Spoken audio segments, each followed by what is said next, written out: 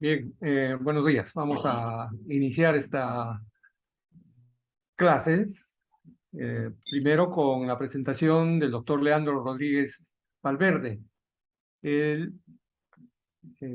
va a tener a su cargo una exposición de 30 minutos sobre la experiencia académico-profesional de un investigador científico, que es precisamente su caso.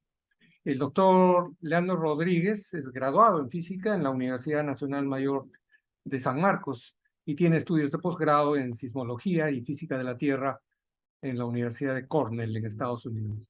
También tiene estadías en el Departamento de Magnetismo Terrestre de la Carnegie Institution of Washington y es miembro del Centro Internacional de Física Teórica de Trieste en el Laboratorio de Física de la Tierra.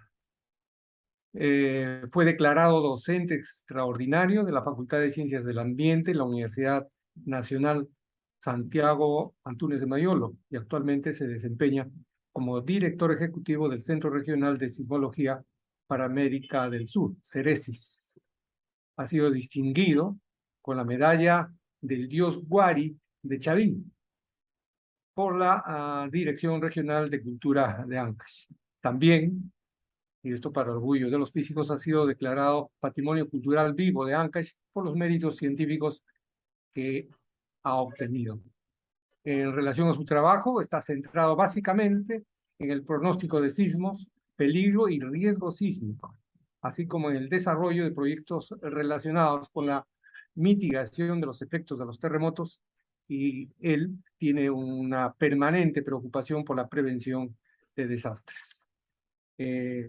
Esta experiencia que acabo de resumir va a ser expuesta por el doctor Leandro Rodríguez, de modo que va a disponer de 30 minutos, doctor. Faltando 5 minutos, le paso la voz. Al final tendremos 3 preguntas a cargo de los participantes y una inquietud personal ya. En Europa se está discutiendo mucho sobre la participación de la mujer en el trabajo científico. Acabo de ver un paper de Physics Today donde se llama la atención, pero resaltan algo que me llamó la atención en lo personal, es que esta participación minoritaria de la mujer en el trabajo científico es propio, aunque no lo dicen así textualmente, es propio del capitalismo. Antes la cosa no era así. Bueno, si está dentro del tiempo, le agradeceríamos que nos hable algo al respecto. Gracias, doctor. Entonces, jóvenes, chicas y chicos, el doctor Leandro Rodríguez con ustedes. Gracias.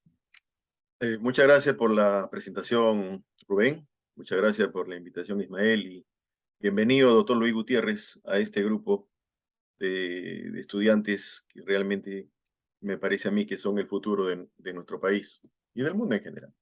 Les agradecería a los muchachos, los que pueden, activen sus cámaras, por favor, para verlos.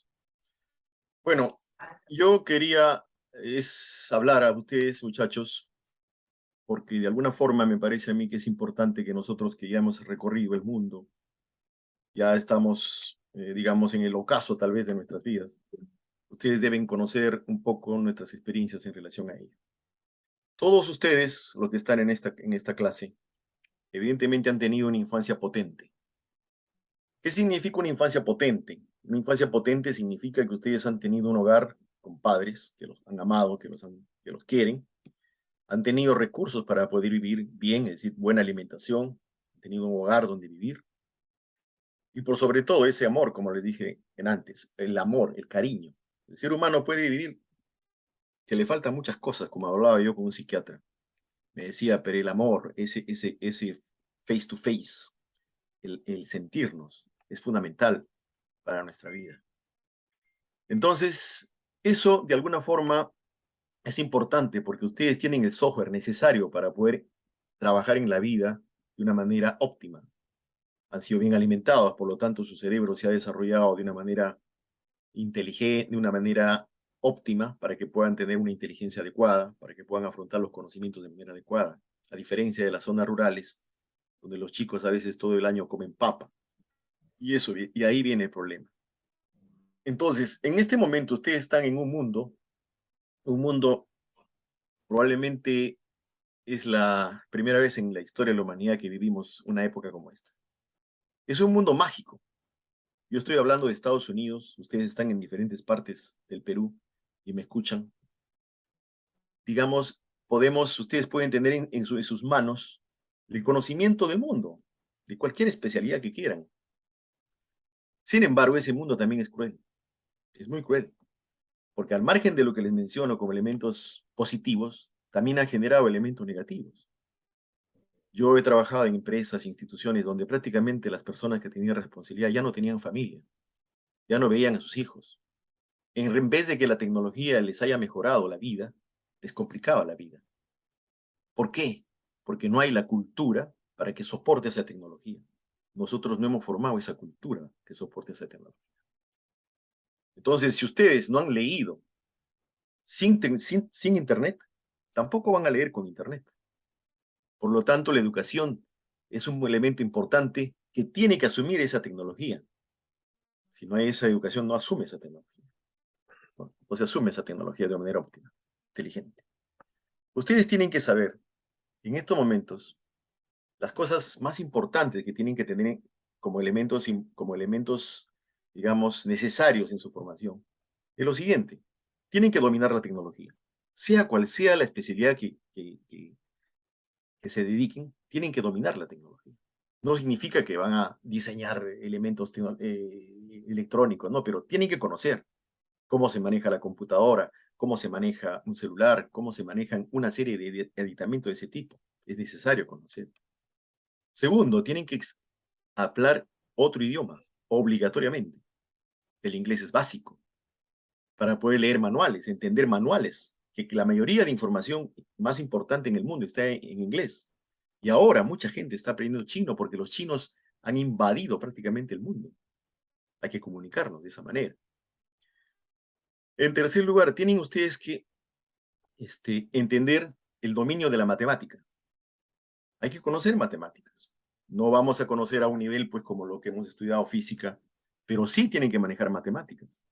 Matemáticas financieras, matemáticas aplicadas para poder, en todo campo de conocimiento que ustedes vean, necesitan esos elementos para que puedan inducir, digamos, para que puedan investigar lo que quieren descubrir. Yo he encontrado en mi carrera, por ejemplo, físicos médicos, donde realmente manejaban la matemática de una manera impresionante. Biofísicos, había economistas que manejan muy bien la matemática también, en fin.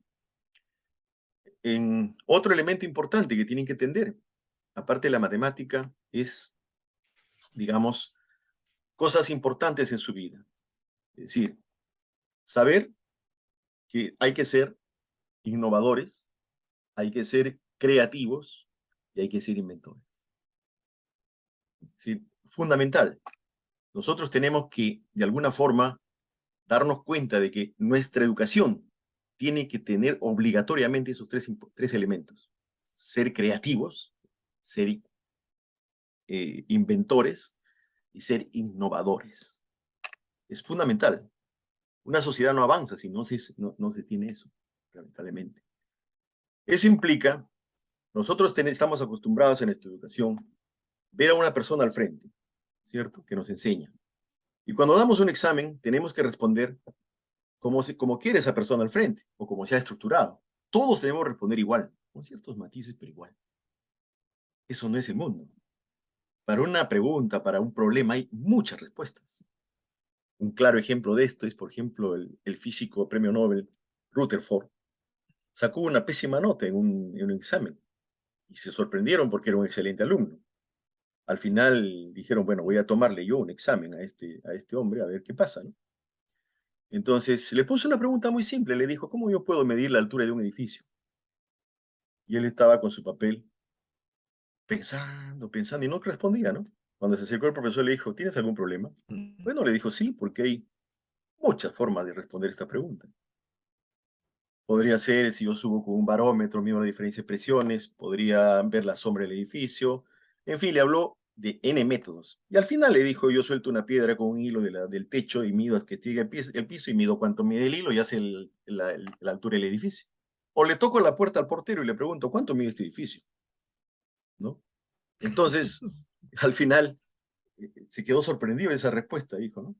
¿Por qué? ¿Y por qué piensas así? Porque a mí me han enseñado a pensar, dijo Rutherford.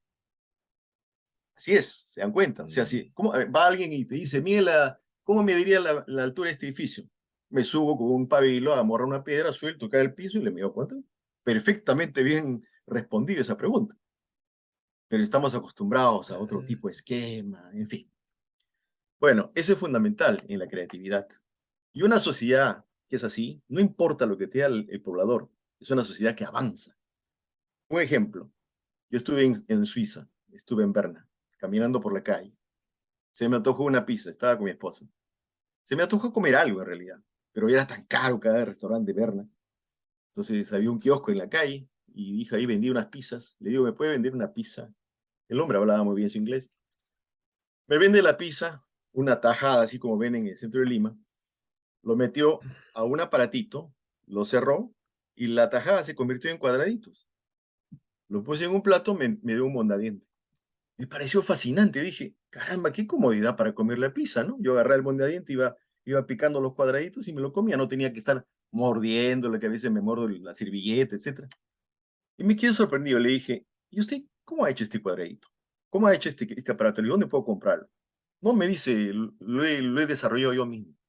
¿Por qué? Porque vi a los clientes que tenían cierta dificultad de comer la pizza, así que dije, ¿cómo puedo ayudar para eso? Hice este aparatito. Imagínense ustedes, un vendedor de pizza ya tiene la formación de ese elemento, de crear, de mejorar. Probablemente mucha gente que esté vendiendo pizza, ellos venden, hacen lo mismo y no cambia nada, pero él lo hizo. Por eso es que Suiza ha producido extraordinarias cosas, por ese tipo de educación que se tiene. Una educación de ese tipo. Ahora, la educación en estos momentos, la educación es holística. Nosotros tenemos que aprender, holístico implica un amplio abanico de conocimiento del mundo.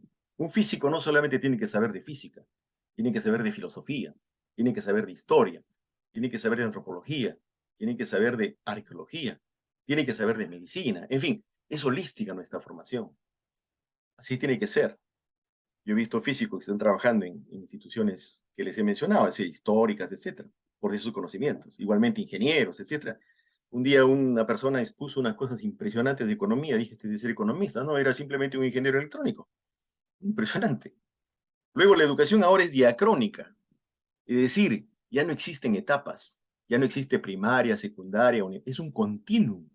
Nunca termina la educación, es un continuum. Porque ustedes se plantan frente a su computadora y dicen, voy a investigar lo que es, por ejemplo, la física cuántica. Muy bien. Usted entra a física cuántica para niños, física cuántica para los que no saben nada, física cuántica para especialistas, se encuentra de todo y puedes aprender. Así es diacrónica. Por otro lado, ya es más clientizada. Es decir, yo puedo escoger lo que quiero, lo que me gusta, lo que yo realmente deseo. Puedo así buscar. Nosotros en el Perú, desde que la primaria nos dicen lo que tenemos que hacer. En la secundaria nos dicen lo que tenemos que hacer. En la universidad nos dicen lo que tenemos que hacer. Cuando salimos a la vida profesional, nos buscamos un trabajo donde nos digan lo que tenemos que hacer también. Y nunca generamos nuestro trabajo, nunca generamos nuestras propias cosas para poder avanzar en la vida. Ese es el gran problema. Otra cosa, muchachos, que ustedes tienen que tener en cuenta es lo siguiente. Tienen que tener un plan de vida. ¿Qué quiero hacer yo de acá de mi vida en 5 años, en 10 años? ¿Qué cosa quiero? Conocer también sus fortalezas y sus debilidades. Reconocer cuando me equivoco, mirarme al espejo y decir, me equivoqué. Eso nunca lo tenemos en el Perú. Nunca he visto un presidente que dije, lo he hecho mal esto. Nunca he visto un político que se equivoque. Pero sí, eso es la única forma de poder mejorar es reconociendo el error. Segundo, ustedes tienen que, otro elemento importante es, tienen que practicar lo que es el cuerpo sano. ¿Eso qué implica? Eso que implica saber cuáles son mis límites. Yo tengo que quererme en primer lugar. Si voy a una fiesta, bueno, pues tengo un límite. Saldré a las 12 de la noche. ¿Voy a fumar? No, gracias. ¿Voy a tomar licor? Tal vez un vino, tal vez una cerveza, pero no hasta estar tirado en el piso emborrachado. Si alguien viene y me ofrece droga, ahí nomás. Saber los límites para poder avanzar. Cuerpo sano, importante. Quererme a mí mismo, importante. Y otra cosa que quería mencionarles es, el ser humano es como una computadora. Es decir, una computadora, ¿qué cosa es lo que hace funcionar una computadora? El sistema operativo. En el caso nuestro es el Windows, el Linux, Unix, etc.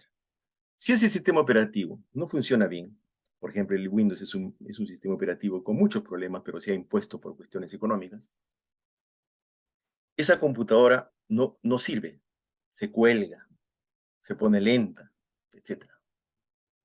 ¿Cuál es el sistema operativo de nosotros los seres humanos? Así como la computadora. Y por otro lado, si esa computadora no tiene el sistema operativo, simplemente es un buen pisapapeles, no serviría para nada. Porque en ese sistema operativo nosotros le ponemos procesadores de texto, presentadores, graficadores, etcétera, y de esa manera se vuelve útil. ¿Cuál es el sistema operativo de nosotros los seres humanos? Es nuestros valores, nuestros principios. Nosotros digamos, debemos tener en los valores la honestidad, el altruismo, la perseverancia, la disciplina que está conformada por tres cosas: el orden, la organización y la puntualidad.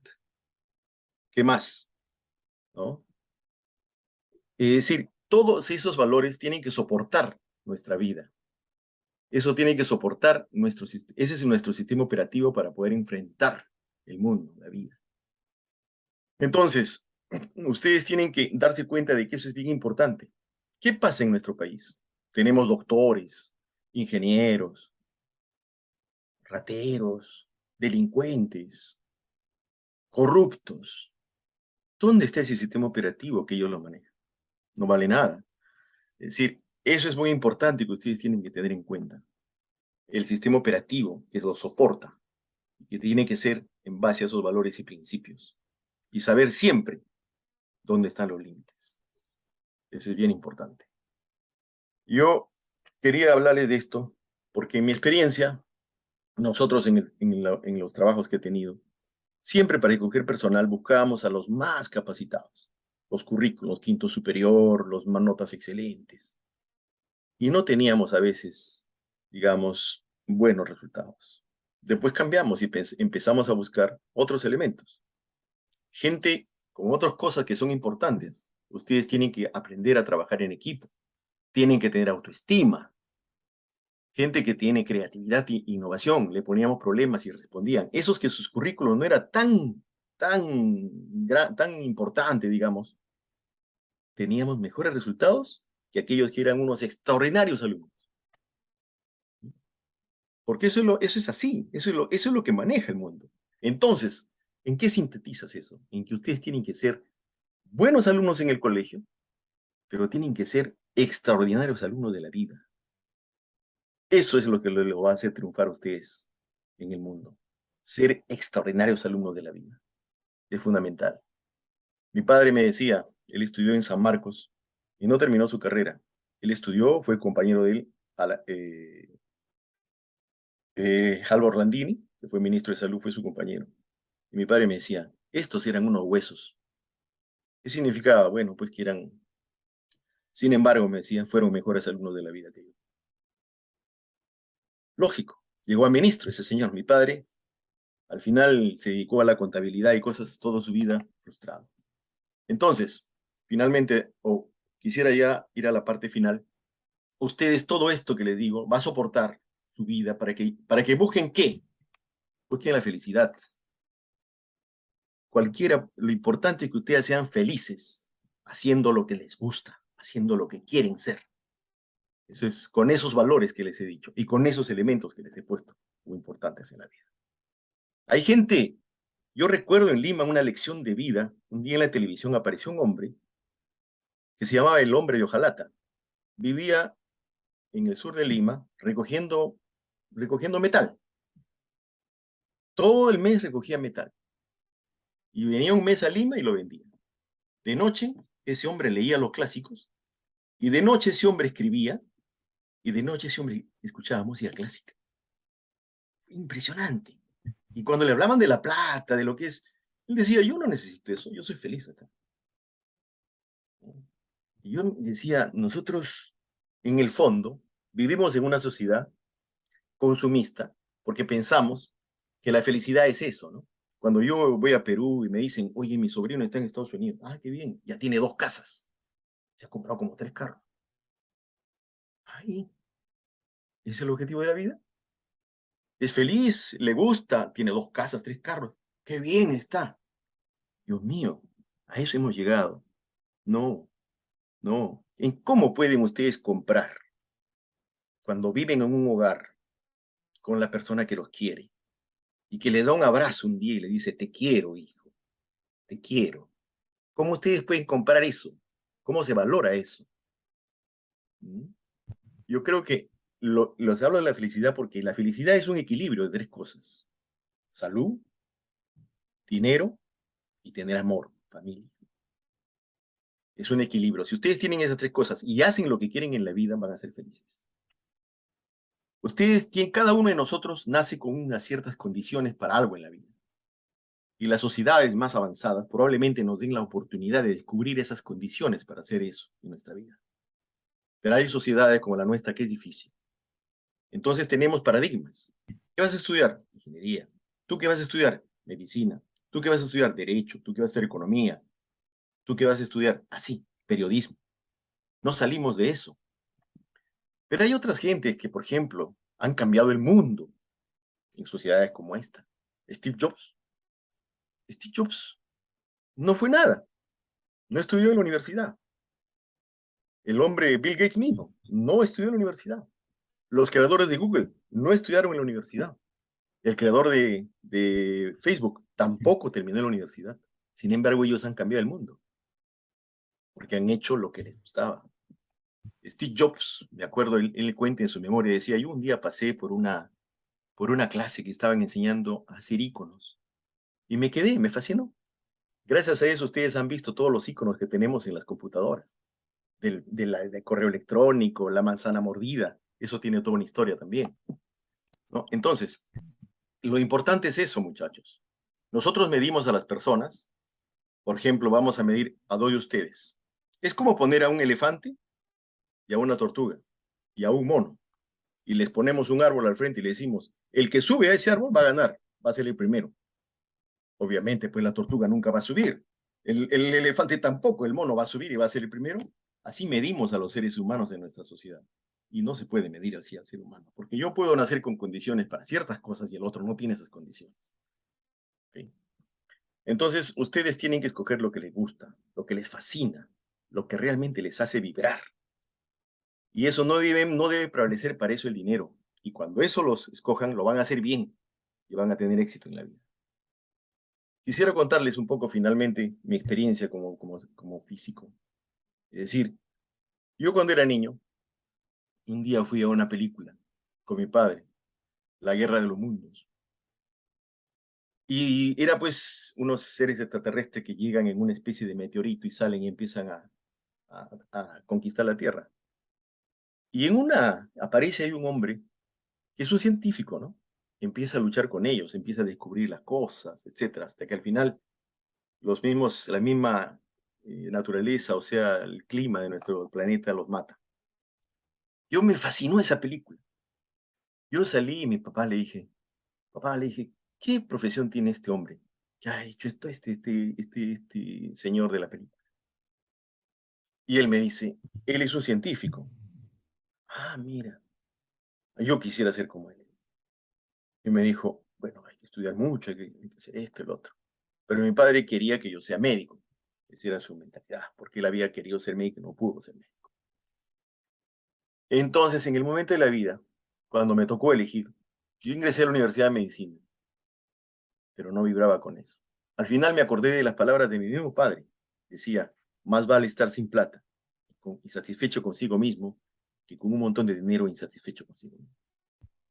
Y en esa época, muchachos, escoger física, como también debe haber sufrido Ismael y Rubén, era una especie de herejía. ¿Qué vas a hacer en la vida? Físico. Algunos ni sabían lo que era física. ¿Así? ¿Y qué vas a vivir? Mi familia me decía eso, mis tíos, mis amigos. ¿De qué vas a vivir? A otros, para profesor será, pues, un desprecio, una cosa. Dios mío, decía. Cuando ingresé a la universidad éramos 3 alumnos de mi año de física. Me fascinaba la física, me metí ahí, ¿no? Y estudié física. Tal vez no fui el mejor alumno, porque siempre he sido muy crítico a las cosas. En el colegio, por ejemplo, yo era crítico, aquí decía, cuando me enseñaron física con pasión, con tanta, digamos, entusiasmo, esperé el curso de física, cuando vino el profesor, se me cayó todo, pues, ¿no? La fórmula, ya métase a la cabeza, vamos a resolver el problema. Yo decía, tan fea es la física, Dios mío. ¿Dónde está la historia? ¿Cómo ese hombre descubrió la fórmula? ¿Cómo fue las cosas? Nada. Entonces, así fue. Me metí a la física, la única que me apoyó para eso fue mi madre, que en paz descanse, y que le agradezco mucho, porque si no hubiera sido por ella, yo no sé qué hubiera sido de mi vida. Y cuando ya iba a terminar mi carrera, apareció un curso de sismología teórica. Ni siquiera estaba como electivo, ni siquiera como estaba dentro del currículum. Lo llevé, saqué la mejor nota, y ya por eso ingresé al Instituto de Geofísica Perú y me quedé mucho tiempo, después salí al extranjero, etc. Y la física nunca me ha decepcionado. No tengo plata, no tengo mucha plata, pero tengo lo necesario para vivir, pero estoy satisfecho conmigo mismo y contento. Y eso, gracias a todo eso, estoy acá frente a ustedes, hablándoles de esta experiencia. Entonces, chicos, ese es el mensaje que quería darles. Por sobre todo, sean buenos alumnos de la vida. Eso ya saben que se soporta en los valores, en los límites que tienen que tener ustedes en su vida. Y escojan, sean innovadores, sean creativos y no tengan miedo de escoger lo que les guste en la vida. Finalmente, para terminar, voy a contarle la historia de la vaca. Había un hombre, un gran investigador científico, que tenía un asistente y se fueron a hacer una labor al interior del país, una investigación. Y se alojaron en la casa de un hombre bien pobre que vivía vendiendo la leche que tenía su vaca, ¿no? Así vivía. Bueno, terminaron su trabajo. El muchacho le dice al investigador, ¿cómo podríamos mejorar la vida de esta gente? Entonces, el investigador le dice, ¿quieres mejorarle? Mátale la vaca. El chico dice, pero ¿cómo voy a matarle la vaca si de eso es lo que vive? Yo te digo que le mates la vaca si quieres ayudarlos. Piensa tanto y esa noche va el chico y desbarranca la vaca, pues, ¿no? Al día siguiente se va, él se fue con un sentimiento de culpa tremendo. Pasaron los años y por cuestiones del destino, ese muchacho nuevamente regresa a ese lugar para continuar una investigación que estaban haciendo. Llega y dice, ¿qué habrá pasado con este hombre? Va a un lugar y ve una casa bien bonita, ¿no? Hasta su casa habrá perdido, pensaba, ¿no? Ve un carro en la puerta, un chico que llegaba con sus cuadernos, etc. Toca la puerta y sale el señor. ¿Usted se acuerda de mí? Le dice, por supuesto. Le dice, ¿cómo no me acuerdo de usted? Si cuando a mí me pasó una desgracia esa noche que ustedes se fueron, murió mi vaca. Casi me vuelvo loco. Pero en ese momento, yo no sabía qué hacer. Con la poca plata que tenía, le compré leche a mis vecinos, hice queso. Mi esposa empezó a tejer para la gente y los viñedos que tenía acá que usaba solamente empecé a hacer vino y también a vender. De pronto me di cuenta que me mejoré mi economía y puse una tiendita en el pueblo para vender esas cosas y empecé a mejorar y empecé a hacer lo que me gustaba. Luego, ya tengo un mini market, he avanzado, pude educar bien a mis hijos, ya mi hijo ha ido a la universidad, mejoré mi casa, me compré un auto, gracias a que murió mi vaca. ¿Qué lección hay de este cuento, chicos?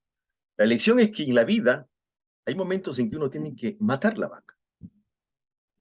Cuando ustedes en algún momento escojan una profesión que quieren y de repente va en contra de sus padres y todo eso, ese momento están matando una vaca. En mi caso, por ejemplo, yo estuve en el Instituto de Geofísico casi 20 años y dije, ya basta. Ese momento maté mi vaca. Y no es fácil.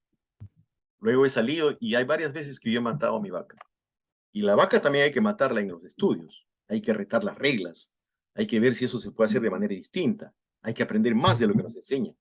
Tienen que escribir sus memorias, sus ideas, lo que crean. Tienen que leer bastante. Es muy importante.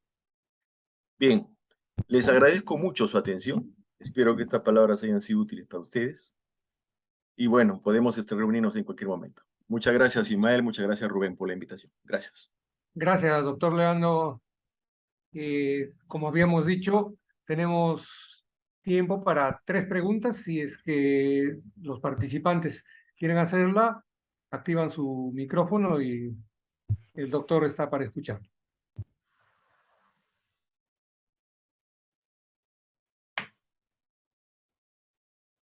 También la pregunta va a ustedes, ¿ah? Al doctor Luis Gutiérrez, al Rubén y a Ismael.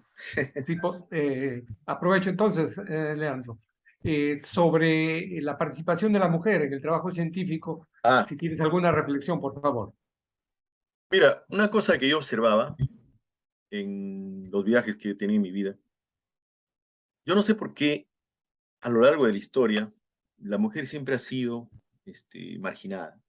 No me he puesto mucho a investigar, pero por ejemplo, en el libro de Engels, La historia de la familia, él pues comienza a hablar de la familia consanguínea, que no se ha encontrado rastros en el mundo. Después viene la familia Punalúa, que era una familia que sí se ha encontrado, es decir, una familia, digamos, donde algún grupo de hombres compartió un grupo de mujeres, ¿no? De manera que la mujer era la única que sabía de quién era, de qué era su hijo. El hombre no sabía cuál era su hijo. Y en esa familia Punalúa, el derecho materno era bien fuerte. La mujer era la que manejaba la política de ese gobierno. Y se ha encontrado, pues, aquí en los indios iroqueses, por ejemplo, que vivían en Estados Unidos, ese tipo de organización familiar. Luego viene, como era más difícil tener esa organización familiar, porque había más parentesco, no se juntaban con los parientes, porque sabían los problemas que podían tener, por la experiencia que habían tenido. Entonces aparece la familia, digamos, sindiámica, ya una premonogamía, donde ya no había tanto, ya había ciertas preferencias. Pero también empieza a ser más difícil por la organización, por los parentescos, hasta que al final entra la monogamía. Donde la monogamía, la mujer pierde el derecho materno, aparece a prevalecer el derecho paterno. Y, o sea, en otras palabras, hemos llegado a la organización familiar que vivimos en este mundo, no tal vez por el amor y cosas por el estilo, sino por la evolución misma de nuestra sociedad. Pero en todas las partes que yo visitaba, por ejemplo, en el Coliseo Romano, en Italia, la parte de abajo destinada a la nobleza en las tribunas, ¿no? La parte de aquí a los hombres. Y la última parte, al final, las mujeres y de pie. También a las mujeres no les han dejado entrar a las iglesias hasta Constantino, me parece, ¿no? Entonces, yo no sé cuál es el origen de eso, históricamente hablando, cómo la mujer empieza a ser marginada, pero definitivamente ha habido ya cambios tremendos en nuestra sociedad, ¿no? En Perú, por ejemplo, había una médica, la primera médica, ¿cómo se llamaba? Se apellidaba Rodríguez, creo, no me acuerdo, pero ella tuvo que estudiar la medicina, de los libros que hacía su hermano, porque no admitían a las mujeres en la universidad. En Europa mismo, las mujeres científicas, algunas han tenido muchísimos problemas, ¿no?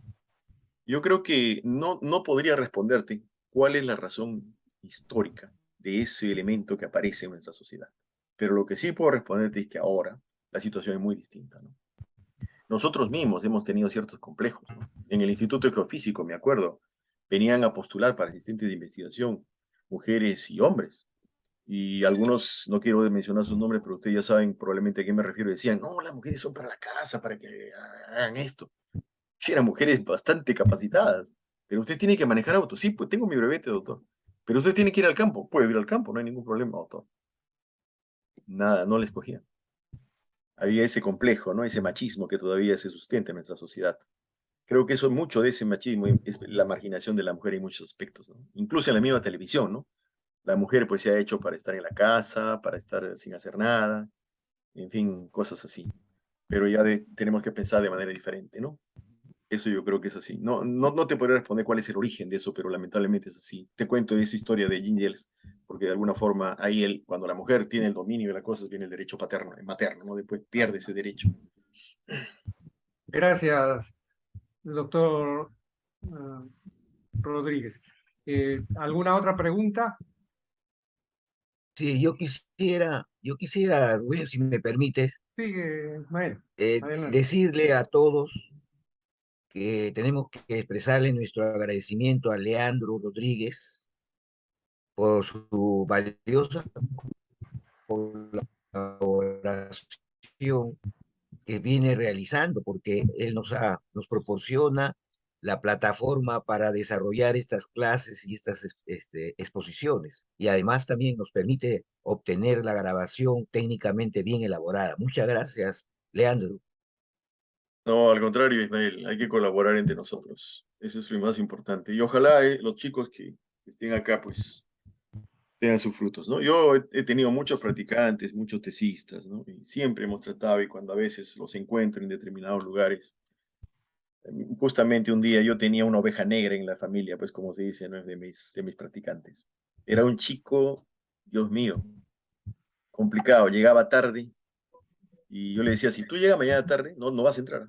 Llegaba tarde y me llamaban, ha llegado acá el chico tal, puede entrar, que se va de su casa. Y a veces llegaba con un olor a licor. Bueno, yo le hablaba, le decía esto. Fue al único practicante que yo le hice una despedida, ¿no? Y le hablé de todo. Pero él veía cosas. Y un día, hace un par de años o 3 años, creo, 3 años era, porque pasó antes de la pandemia, voy al banco. Leandro me dice, volteo, y era él. Ya estaba gordo, más viejo, obviamente. Hola, le digo, ¿qué tal? ¿Qué es de tu vida? Te he perdido hace tanto tiempo, sí. Había estudiado ingeniería, había hecho su empresa, y era un hombre, pues, de éxito. Y no te imaginas la satisfacción que se siente cuando esa persona empieza a uno a hablarle de lo que uno hizo por ella. Dice, gracias a lo que me dijiste, a esto. Y cuando fue a mi casa a arreglar, justamente le pedí que vea unas computadoras, a mis hijos le dijo eso, ¿no? Y a mí me causó satisfacción porque dije, a veces uno no valora las cosas. La oveja negra, ¿cómo logró eso? Son cosas interesantes. Sí, experiencias de vida. Lucho, ¿alguna observación? Sí, más que observación es valorar el aporte que hacen ustedes a los jóvenes peruanos que los están escuchando. Todos ustedes, Rubén, Ismael y Leandro, que le ha tocado exponer hoy día, pero es fundamental dar ese conocimiento. Probablemente la vida, así igual como este alumno que tuviste, Leandro, hace años, los chicos recordarán estos momentos, ¿no? Y esta es una era de conocimiento, ¿no? De conocimiento, porque es una nueva era astronómica demostrada y que con toda seguridad nos va a dar las condiciones para un máximo desarrollo en nuestro país, a pesar que las circunstancias actuales dificulten, ¿no? Como el acceso a las líneas de internet, etcétera, etcétera, pero surgirán esas oportunidades. Quisiera nomás finalmente agregar en algo sencillo para los jóvenes y para todos. ¿No se imaginan lo valioso para el conocimiento hacer gimnasia psicofísica, yoga en las mañanas? Levantarse muy temprano. Hay 3 tempranos en la vida: levantarse temprano, comer temprano y dormir temprano. Y si hay algo que hay que incidir en los jóvenes, que deben hacer gimnasia en la mañana, a por lo menos 5 o 10 minutos de gimnasia todos los días, y, y comer sano desde el punto de vista médico. Nosotros promovemos el vegetarianismo, por ejemplo, que es una nueva opción para la humanidad entera y que cuide el medio ambiente. Entonces, ese es el mensaje agregado a los valiosísimos conocimientos que nos ha dado Leandro, que nos está dando Rubén e Ismael. Deporte y buena alimentación. Gracias. Gracias, Luis. Bien, no hay preguntas, de modo que